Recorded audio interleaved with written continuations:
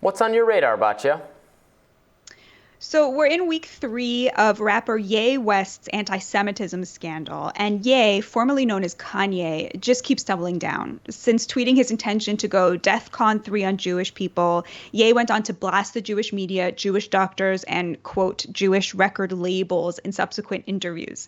He's been dropped by Adidas, Balenciaga, The Gap, and JP Morgan Chase, with some estimating that his comments about Jews have cost the rapper upwards of $1 billion. But he's not showing any signs of slowing down. Last Friday, he showed reporters a spreadsheet of Jewish media executives at top entertainment corporations. Quote, I didn't realize that it was anti-Semitic to say, hey, I have a Jewish attorney, I have a Jewish record label, I have a Jewish contractor, West told reporters last weekend. He's right. It's not anti-Semitic to say those things. And while a person might need to be an anti-Semite to find the time to compile an Excel spreadsheet with all the names of Jewish executives in the entertainment industry, it's not anti-Semitic to point out the fact that there are a lot of them. As Professor Wilfred Riley pointed out last week in our discussion about crime, facts can't be racist. The problem isn't that Ye pointed out that a lot of executives are Jewish. It's that he believes that their Jewishness is an important factor in their positions, their success, and the influence they wield. There's a difference between saying the executives I've dealt with have been Jewish, a fact, and saying Jewish record labels get paid off to promote genocide against Black people, which is something Ye has said. There's a difference between saying that Jewish organizations like the Anti-Defamation League pushed Adidas to break ties with Kanye, a fact, and saying, as Kanye did, that the term Jewish media is a redundant statement, suggesting that the media is a coordinated Jewish enterprise that's out to get him. There's a difference between pointing out that your doctor and trainer are Jewish and accusing them of colluding with the media because they and the media are part of the same ethnicity as Ye did. These may seem like small distinctions, but they really aren't. They are the difference between the truth, which can never be racist, and the kind of conspiratorial thinking that led to the biggest atrocities in human history.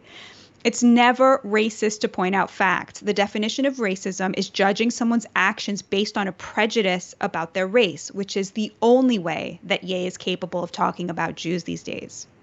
By contrast, I want to highlight another video that's been circling in which Charlemagne the God, host of The Breakfast Club, was interviewed on this very topic 9 years ago.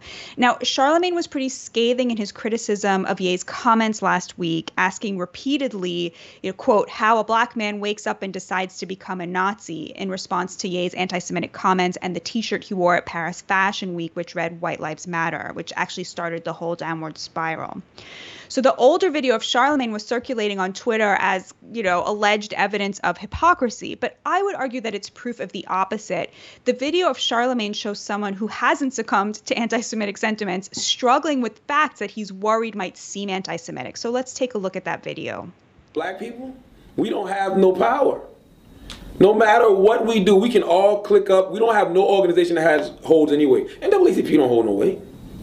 We don't have no organization that holds no weight. You can't speak bad about a Jewish person because they have organizations and they're a close-knit group of people in power who will bring you down. Same thing with gays. You can't say nothing bad about gays because they move as a unit. Black people don't have that. I love Jewish people, but they're powerful. I don't want them to misconstrue anything I'm saying or take anything I'm saying the wrong way. So I would much rather not even have this conversation. I have a lot of great Jewish people in my corner. I have a Jewish conglomerate. Yeah. Yeah, absolutely. You know why there's not a lot of Jewish rappers? Because there's Jewish owners and Jewish CEOs. They run these labels. They're the bosses. That's why. So Charlemagne starts by making the claim that Black people don't have any power, any organization that really holds weight. He then goes on to say that because Jews and gay people have organizations that have power, if you say something bad about them as a group, those organizations will bring you down. In other words, his point is that Black people have no power, not that Jews or gays have too much. What these groups have, per Charlemagne, is a sense of responsibility toward each other, coupled with a few organizations that have power, and that makes all the difference. Now, it doesn't matter if you agree with him or not. In the complete video, the interviewer pushes back against Charlemagne, wisely, I think, to say that, of course, there are repercussions if you say racist things against Black people. And to be clear, I think Charlemagne is wrong about that difference, but that doesn't make him racist. The opposite. His comments seem to suggest that he believes Jewish and gay Americans have figured out how to protect themselves in a way that he envies. Charlemagne then goes on to make an argument about why there aren't any Jewish rappers, which he argues can be explained by the fact that there are Jewish CEOs who run the labels. And this is where he comes closest to the point that I think Kanye has been making. But here's the difference. Charlemagne looked at the facts as he saw them, that he knows a lot of Black rappers, a lot of Jewish entertainment executives, and few Black executives, and probably no Jewish rappers. And he extrapolated from that being hard up, let's say, is what makes you a rapper.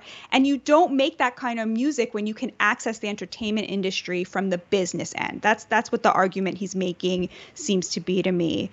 Charlemagne looked at the same facts as Ye, but he knew it couldn't be something related to their ethnicity that made Jewish executives that he knows more likely to be executives. Ye looked at those facts and decided it couldn't be anything else but their Jewishness, just like he does in this clip. The thing about the red hat that drove me to a point of exhaustion, which was misdiagnosed by I'm not going to say what race, what people, doctor, and what hospital, and what media went to. We know I can't say that. It was a Jewish doctor. Sorry. And therein lies the difference. What makes what Kanye keeps saying racist is the implication that somehow it is their Jewishness that makes Jews more likely to be, harming him as doctors, as hospital owners, or as entertainment executives, and that they use that Jewish essence to wield power that harms the Black community. This is, of course, racist nonsense. If being an entertainment executive was the birthright of every Jew, there would be a lot fewer Jewish teachers and shopkeepers and social workers.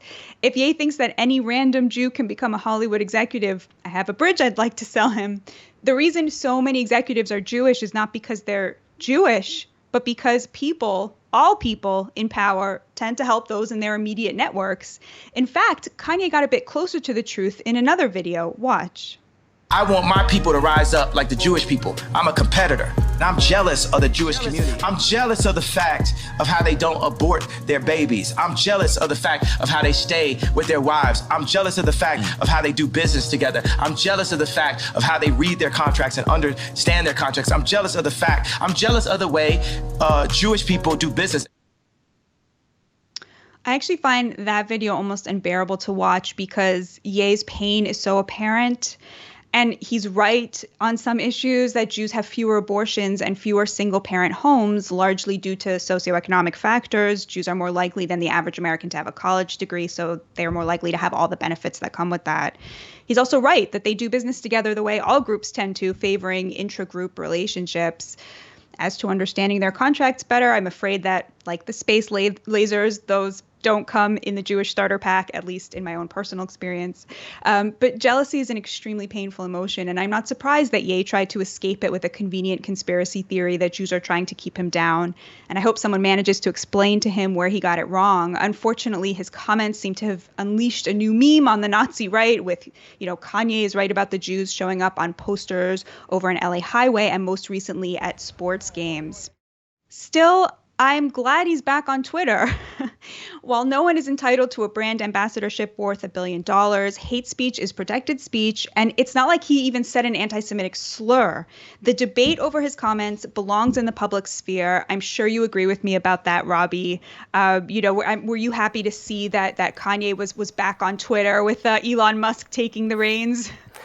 Well, I think it was fine, I guess, to sanction him over the initial tweets, which were anti-Semitic, although I'm not sure they were necessarily more vile than anything I see on Twitter all the time. I mean, this isn't mostly a kind of social media moderation radar that you just did, but it's kind of the disparity in how things are treated that I think makes people most upset. Well, why is this piece of content up when this is not, et cetera? To your broader points, a lot of really interesting stuff you get into there. The tension between, the fact, uncomfortable at times, that there are, you can make generalizations about groups of people that are true more often than not. That's how generalizations form often among some true characteristics of groups. They might be based in genetic characteristics. More often than not, they're based in some kind of socioeconomic reality because of how people from the group have been handled historically, or the treatment they've faced historically. But that those generalizations, break down then so often because individuals are different and defy stereotypes and generalizations all the time. Just like you said, that now, even though there might disproportionately be Jewish influence in the high levels of the entertainment industry, there are also tons and tons and tons and tons and tons of Jewish people who work as teachers or any other profession, because these things the generalizations never hold up. Or don't hold up as often when you start looking at the vast individual differences between groups that become more pronounced over time as groups intermingle and as borders mean less, as people intermarry, as the cultural kind of hegemony erodes what the differences between long ago groups are. So in some ways Kanye's talking about it in a very the way things used to be, a sort of way about these are Jewish interests and these are black interests and these are white interests and these are Asian interests, and that's just not where we're going, because there becomes too many differences, too many individuals who defy those stereotypes, which I think is a good thing. But yeah, he every now and then dances around an interesting point or some true observation. I just think he's not. I'm sorry, I just think he's not very informed, and he's talked about his mental health struggles, and it was so wrong, so foolish of anyone, but especially of conservatives who should not or should know better than to elevate celebrities to say, oh yeah, let's listen to this guy. This is our conservative celebrity we want to put on a pedestal. Yeah, and I also have to say, there's a big difference between saying all lives matter and saying white lives matter. And I think that was really lost in the conversation. I think conservatives rushed to embrace him because they felt that the kind of, in light of the Black Lives Matter, that they felt that kind of, that there's a reasonable argument, I think, to be made that identity politics has led us, at this stage down a divisive path, and we want to reclaim that, the Dr. King vision. And I could see how people were sort of, trying to embrace the all lives matter in that light. But saying white lives matter, to me anyway, it really does sort of smack of whites specifically.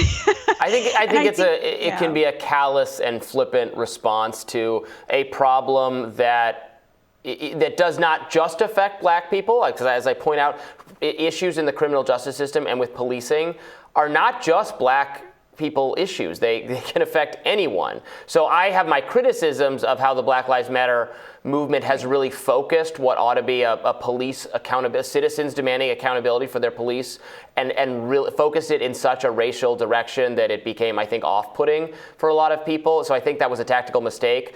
But yes, I don't. The correction to that was not to go the other way, and then it just comes off. It comes off as very heartless, and that then you're not actually interested in holding the police accountable at all if you respond that way.